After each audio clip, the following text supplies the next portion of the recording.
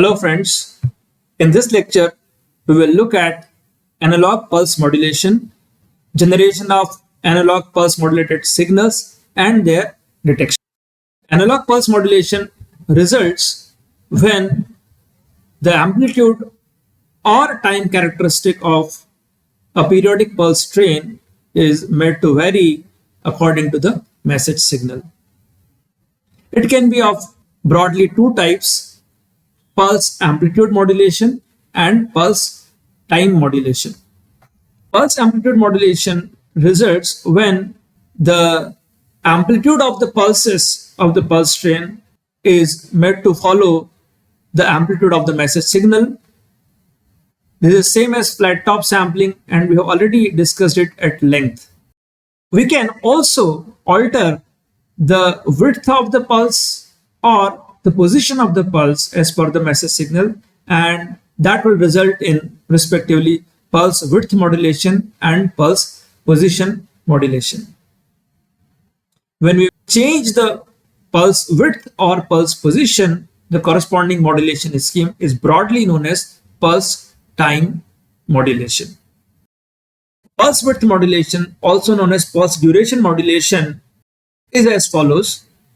This is the message signal m of t. As the amplitude of the message signal increases, the width of the pulse increases in proportion, and when the message amplitude decreases, the width of the pulses decrease. The height of each pulse is kept constant. This method of pulse width modulation is much more noise resistant compared to pulse amplitude modulation, which is more prone to noise. However, the pulse width may become very large for a larger amplitude part of the message signal, which will result in expending more power in transmission, and therefore pulse width modulation may not be very power efficient. An alternative solution would be to keep the height of the pulse constant to make it noise resistant, as well as to keep the width also constant to keep the power required for transmission under check.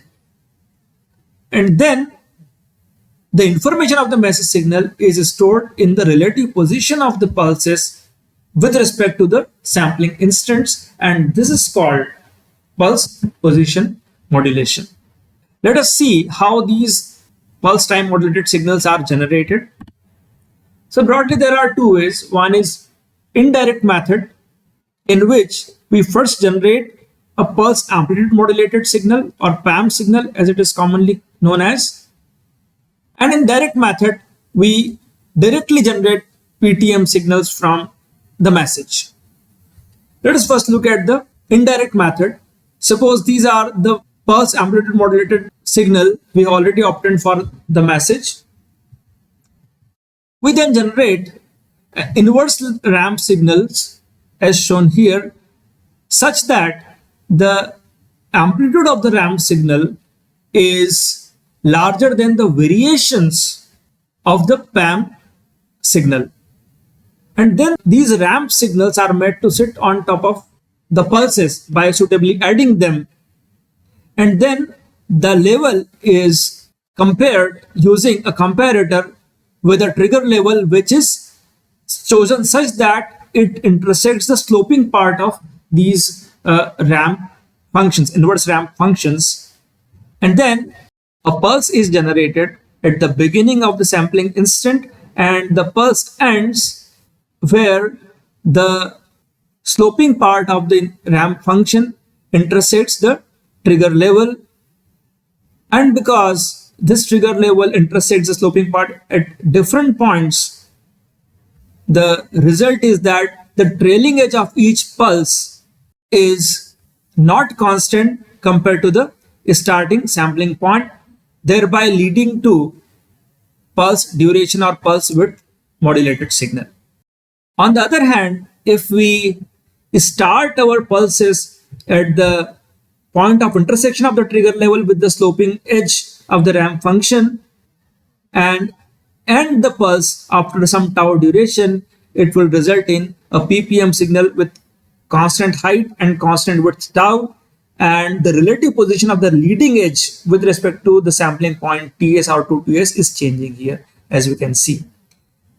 So the information now is stored in the relative position of the leading edge of the pulse, and this is known as pulse position modulation or PPM signal. The direct method of PDM and PPM signal generation is similar, in which instead of having a PAM signal generated first, we directly use the message signal. Again, we generate the ramp function with height which is larger than the message signal variations. Then we add the two and follow the same procedure to get the pulse width modulated signal and pulse position modulated signal. Having obtained the signals for detection of original message using PWM and PPM signals, we can follow the procedure as follows. First, let us look at the PWM signal.